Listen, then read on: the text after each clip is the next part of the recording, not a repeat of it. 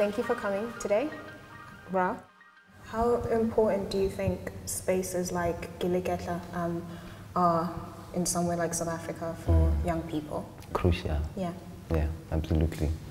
From the onset, the whole idea of a Keleketla as a space is just that of experiencing art and exploring what art does in life. How does it enter? How does it become relevant? So we used it to address issues of heritage and the danger of one story and allow the space to be a place where multiple stories and multiple narratives can exist parallel each other in order to challenge dominant narratives, for example.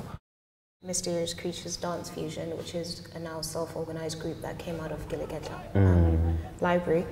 I know that they had a collaboration with Art Assassins here in South London Gallery. Would you like to speak more about the collaboration and that exchange? It became an exciting opportunity to think of audiences in particular and the notion of audiences. So once we figured out what this exchange would be about, they started thinking about how to create an artwork to start that conversation.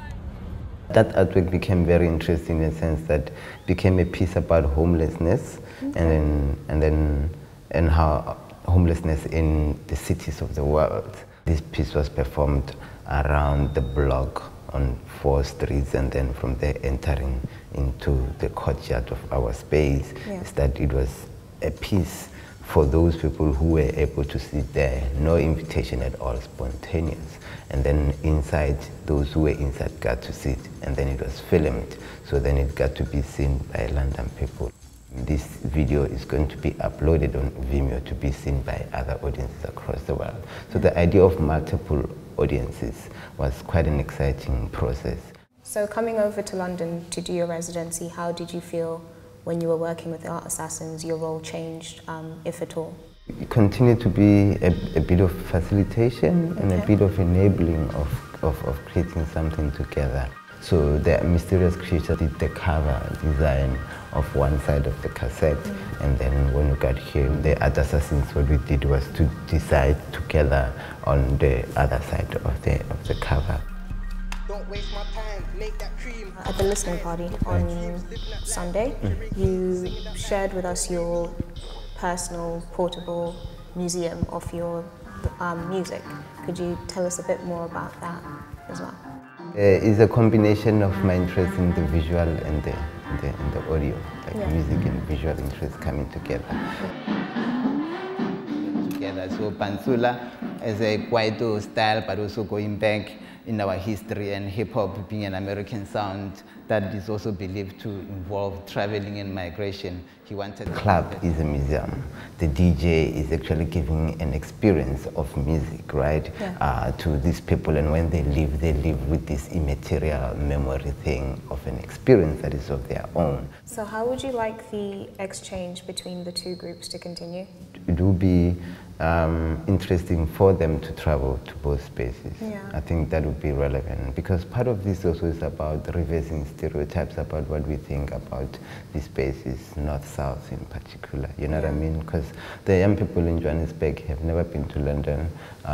Most of them have never been outside of South Africa itself. So it's very important so that they come here, so that they can reverse what they think they know about Europe.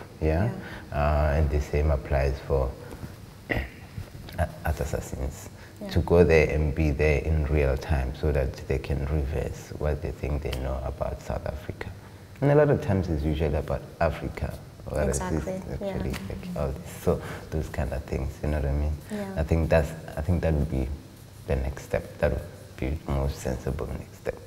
So do you feel that when South African artists are put onto the international art scene, they feel compelled to always address the history, which has been quite turbulent, of South Africa in recent times, or close to recent times?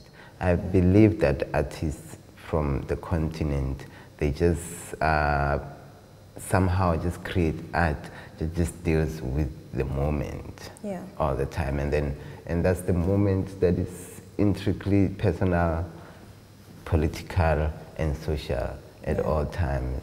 You know, just by being. the work becomes a continuation or a thread or a family tree of these political histories and all of that.